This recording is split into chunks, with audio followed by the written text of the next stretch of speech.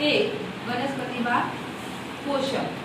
આ પાઠની અંદર આપણે જોઈએ તો પહેલા તો એવું કહીએ કે દરેક સજીવને ખોરાકની શું હોય છે જરૂર પડે।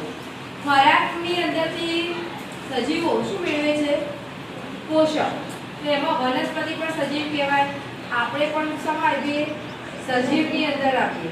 આપણે જે ખોરાક ખાઈએ છીએ એ ખોરાકની અંદરથી આપણને શું મળે છે પોષણ મળે છે। ધોરણ 6 ની અંદર તમે આહારના જે ઘટકો ખોરાકના ઘટકો એ પાઠની અંદર શીખી ગયા છો કે આપણા શરીર માટે જરૂરી ઘટકો કયા કયા છે। કાર્બોદિત, પ્રોટીન, ચરબી, વિટામિન અને ખનિજ ક્ષારો। આ મહત્વના શું છે પોષણ મેળવવા માટેના એટલે કે પોષક ઘટકો છે, આહારના ઘટકો છે। તો આપણા સજીવ શરીરને સારી જરૂર પડે પોષણની જરૂરિયાત પડતી હોય છે। હવે આપણે જોઈએ કે વનસ્પતિ પણ પોષણ મેળવે છે। કેવી રીતે મેળવે? તો વનસ્પતિ આપણે જાણીએ છીએ કે ખોરાક બનાવવા માટે શાનો ઉપયોગ કરે? કઈ ક્રિયાનો ઉપયોગ કરે છે? પ્રકાશ સંશ્લેષણ। તમે આગળના ધોરણોની અંદર પણ આ વસ્તુ શીખી ગયા છો કે પ્રકાશ સંશ્લેષણ દ્વારા વનસ્પતિ પોતાનો ખોરાક જાતે બનાવે છે। બરાબર છે? તો અહીંયા આપણે આ પાઠની અંદર એવું જોઈએ કે બધા સજીવોને શું હોય છે ખોરાકની જરૂરિયાત હોય। એની અંદર આપણે આ જોયું કે વનસ્પતિ પોતાનો ખોરાક શું બનાવે છે જાતે બનાવે છે, પોતાના ખોરાકનું સંશ્લેષણ જાતે કરી શકે છે। પરંતુ આપણે મનુષ્યો જે છે આપણો પોતાનો ખોરાક એટલે કે આપણને જે ખોરાકની જરૂર પડે છે, જે ઊર્જાની જરૂર પડે છે, તો એ ખોરાક આપણે જાતે બનાવી શકતા નથી। આપણે ખોરાક માટે બીજા પર શું રાખીએ છીએ આધાર રાખીએ છીએ। બરાબર કે આપણે જે સજીવો છે એ મિશ્રાહારીમાં આવીએ એને સર્વાહારી પણ કહેવાય। તો જે ખોરાક માટે વનસ્પતિ કે પ્રાણીઓનો શું કરીએ છીએ ઉપયોગ કરીએ છીએ, માટે આપણે શું કહેવાય મિશ્રાહારી કહેવાય। કેટલાક સજીવો તૃણાહારી પ્રાણીઓનો ખોરાક તરીકે શું કરે છે ઉપયોગ કરે। તો તૃણાહારી કોને કહેવાય? જે ફક્ત ખોરાક તરીકે પણ ઉપયોગ કરે છે, ફક્ત વનસ્પતિનો જે ઉપયોગ કરે છે એને કેવા સજીવો કહેવાય તૃણાહારી। એ તૃણાહારી સજીવોને કોણ ખાય? જેમ કે તૃણાહારીમાં ગાય, હરણ આ બધા શું આવે તૃણાહારી આવે। એમનો ખોરાક તરીકે ઉપયોગ પણ કયા સજીવો કરે? કોણ ખાય એમને? વાઘ, સિંહ, ચિત્તો આવા બધા સજીવો એનો ખોરાક તરીકે તૃણાહારી પ્રાણીઓનો શું કરે છે ઉપયોગ કરે। તો આમ દરેક સજીવ ખોરાક માટે એકબીજા પર શું છે આધારિત છે। કેવી રીતે શું મેળવે છે? એની અંદરથી પોષણ મેળવે છે। બરાબર? તો અહીંયા આપણે જોઈએ કે વનસ્પતિની અંદર આપણે જોવાનું છે કે વનસ્પતિમાં પોષણના પ્રકારો વિશે સમજવાનું છે। કયા કયા પ્રકાર છે પોષણના વનસ્પતિની અંદર? તો વનસ્પતિ એક એવો સજીવ છે, કહેવાય સજીવ કે ના કહેવાય? વનસ્પતિને શું કહેવાય? સજીવ કહેવાય। કેમ?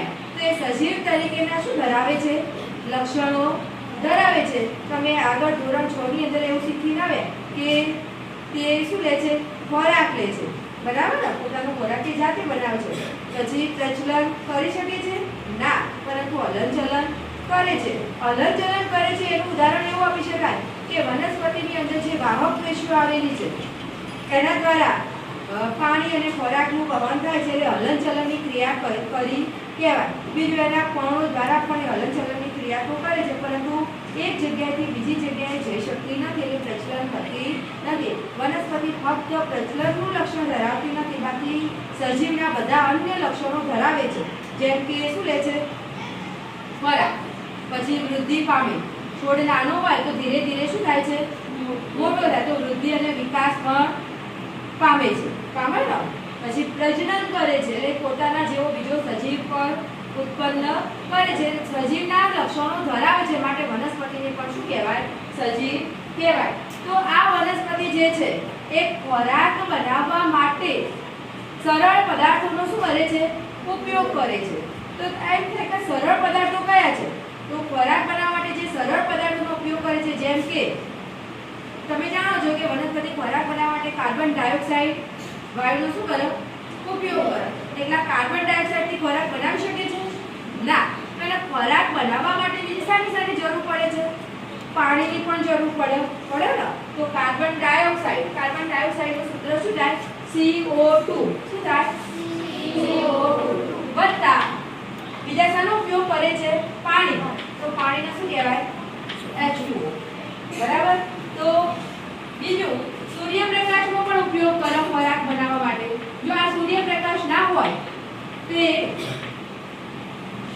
એ ઉર્જાની તેને જે જરૂર પડે કેવી રીતે સૂર્યપ્રકાશ ઉર્જાનો ઉપયોગ કરે તો વનસ્પતિની અંદર ક્લોરોફિલ નામનું શું આવેલું છે રંજક દ્રવ્ય આ ક્લોરોફિલ શું કામ કરે છે તો આ જે સૂર્ય ઉર્જા હતી પ્રકાશ ઉર્જા એનું શું કરવાનું કાર્ય કરે શોષણ કરવાનું કાર્ય કરે તો લીલી વનસ્પતિ સૂર્યપ્રકાશની હાજરીમાં કાર્બન ડાયોક્સાઇડ અને પાણીનો ઉપયોગ કરી શું કરે છે ક્લોરોફિલની મદદથી પોતાનો ખોરાક જાતે બનાવે છે તો ખોરાક માટે આપણે જેને કે કાર્બોદિત પદાર્થનું શું કરે છે સંશ્લેષણ કરે છે કાર્બોદિત પદાર્થ આવું લખી શકાય C6H12O6 આનો શું કહેવાય કાર્બોદિત પદાર્થ અથવા ખોરાક અથવા એને આપણે શું કહીએ છીએ ગ્લુકોઝ શું કહેવાય ગ્લુકોઝ અથવા કાર્બોદિત પદાર્થ એનો અર્થ થાય પોતાનો ખોરાક શું કરે છે જાતે બનાવે છે કયો વાયુ હવામાં મુક્ત કરે છે વનસ્પતિ ખોરાક બનાવવાની જે ક્રિયા કરે છે એ દરમિયાન તે ઓક્સિજન વાયુ હવામાં શું કરે મુક્ત કરે તો વત્તા ઓક્સિજન માટે શું કહેવાય O2 આ વાયુ હવામાં શું કરે છે મુક્ત કરે છે બરાબર અહીંયા 6 લખ્યા આ સમીકરણ સંતુલિત કરવા માટે આપણે લખતા હોઈએ છીએ બરાબર તો આ જે ક્રિયા છે એને કઈ ક્રિયા કહેવાય પ્રકાશ સંશ્લેષણની પ્રક્રિયા તો વનસ્પતિ જે છે એ પ્રકાશ સંશ્લેષણની ક્રિયા દ્વારા પોતાનો ખોરાક શું બનાવે છે શું બનાવે જાતે બનાવે છે શું બનાવે છે જાતે તો આ ક્રિયા કરવા માટે ને કયા વાતાવરણમાંથી કયા સરળ પદાર્થોનો ઉપયોગ કર્યો તો સરળ પદાર્થોની અંદર કયા આયા સરળ પદાર્થોમાં શું કહેવાય સરળ પદાર્થમાં કાર્બન ડાયોક્સાઇડ ક્યાંથી મેળવે છે કાર્બન ડાયોક્સાઇડ ક્યાંથી મેળવે ને વાતાવરણમાંથી ક્યાંથી મેળવે છે બીજું સરળ પદાર્થ એટલે કે બાહ્ય જે કાચી સામગ્રી છે એમાં H2O એટલે પાણી કેવી રીતે મેળવે વનસ્પતિ તો મૂળ દ્વારા ભૂમિમાંથી પાણીનું શું કરે છે શોષણ શું કરે છે મૂળ દ્વારા ભૂમિમાંથી પાણીનું શોષણ કરે છે બરાબર બીજું સૂર્યપ્રકાશ ઉર્જા ક્યાંથી મેળવે છે વાતાવરણમાંથી પણ કોની મદદથી મેળવે છે ક્લોરોફિલ આ વનસ્પતિની અંદર રહેલું શું છે રંજક દ્રવ્ય છે જો આ ક્લોરોફિલ એટલે કે હરિતકણ જેને આપણે કહીએ છીએ હરિત દ્રવ્ય એ ના હોય તો વનસ્પતિ સૂર્યપ્રકાશ ઉર્જાનું શોષણ કરી શકતી નથી અને સૂર્યપ્રકાશ ઉર્જાનું શોષણ ના થાય તો વનસ્પતિ પોતાનો ખોરાક પણ બનાવી શકતી નથી તો વનસ્પતિને ખોરાક બનાવવા માટેની બાહ્ય કાચી સામગ્રી કઈ છે કાર્બન ડાયોક્સાઇડ પાણી અને બીજી કઈ છે સૂર્યપ્રકાશ તો આ બાહ્ય કાચી સામગ્રી થઈ આ વનસ્પતિ સરળ સ્વરૂપે વાતાવરણમાંથી શું કરે છે મેળવે છે એને મેળવી અને પોતાનો ખોરાક જાતે બનાવી દીધો કેમ એને કેવા ઘટકો મેળવ્યા હતા સરળ પદાર્થો મેળવ્યા હતા તો એનો રૂપાંતરિત અલગ બીજામાં કરવાની એને કોઈ જરૂર પડતી નથી માટે પોતાનો ખોરાક સરળતાથી શું કરી શકે છે બનાવી શકે છે જ્યારે આ પોષક તત્વો જે છે જે પોષણ આપણે મેળવે છે પોષક તત્વો કાર્બોદિત પ્રોટીન ચરબી વિટામિન અને ખનિજ ક્ષારો આ બધું આપણા શરીર માટે શું છે જરૂરી છે કેમ આપણે જાણીએ છીએ કે આપણા શરીરના વૃદ્ધિ વિકાસ માટે શરીરના બંધારણ માટે શરીરના સમારકામ માટે કોઈ નુકસાન થયેલું હોય નુકસાન થયેલા ભાગોના સમારકામ માટે આપણને સારી જરૂર પડે છે અને શરીરની વિવિધ જૈવિક ક્રિયાઓ કરવા માટે આપણને પોષક તત્વોની શું પડે છે જરૂર પડે છે અંદર શબ્દ આવ્યો કે જૈવિક ક્રિયાઓ માટે આ જૈવિક ક્રિયાઓ એટલે શું જૈવિક ક્રિયાઓ કોને કહેવાય જીવિત સજીવના શરીરમાં થતી ક્રિયાઓ શરીરની અંદર જે થતી ક્રિયાઓ છે એને જૈવિક ક્રિયાઓ કહેવાય તો શરીરની અંદર એવી કઈ ક્રિયાઓ થાય છે જે જીવિત સજીવના શરીરમાં થાય છે તો પાચન ક્રિયા શ્વસન ક્રિયા ઉત્સર્જન ક્રિયા આ બધી કેવી ક્રિયાઓ કહેવાય જૈવિક ક્રિયાઓ જો આ પાચન ક્રિયા ના થતી હોય તો તમે જે ખોરાક ખાઓ છો એનું પાચન થઈ શકે ના. બરાબર? તો આ જે પોષક તત્વો છે એ આપણા શરીર માટે ખૂબ જ શું છે? જરૂરી છે. ઊર્જા મેળવવા માટે પણ શું છે? જરૂરી છે. હવે અહીંયા પોઈન્ટ છે આપણો જે પાઠ એટલે કે પોષણ. પોષણ કોને કહેવાય? તો તમે જે ખોરાક ખો છો એ ખોરાકને બહારથી ક્યાં લઈ જઈએ છે? શરીરની અંદર. બરાબર? તો ખોરાકને ઊર્જા સ્વરૂપે બહારથી શરીરની અંદર દાખલ કરવાની જે પ્રક્રિયા છે એને શું કહે છે? પોષણ કહે છે. આગળ ચર્ચા કરી વનસ્પતિ પોતાનો ખોરાક શું કરે છે? જાતે બનાવે છે. જાતે બનાવે ને એને કેવું પોષણ કહેવાય? સ્વાવલંબી. કેવું કહેવાય? સ્વાવલંબી. અને એ જે સજીવો છે એને કેવું કહેવાય? સ્વાવલંબી સજીવો કહે છે.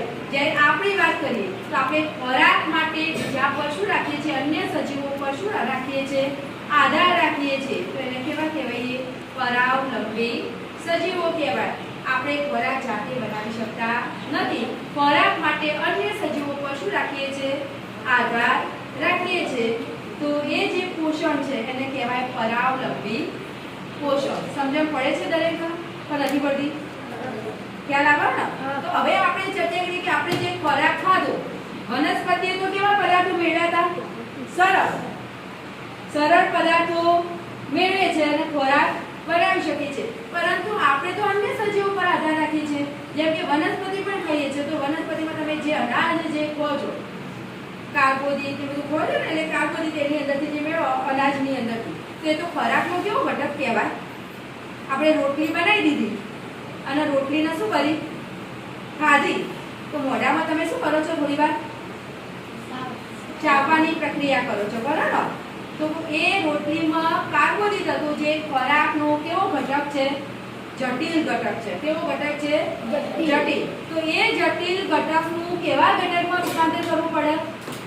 સરળ ઘટકમાં. તો એ સરળ ઘટકમાં રૂપાંતરિત કરવા માટે આપણા શરીરની અંદર પાચનની શું થાય છે? ક્રિયા થાય. બરાબર?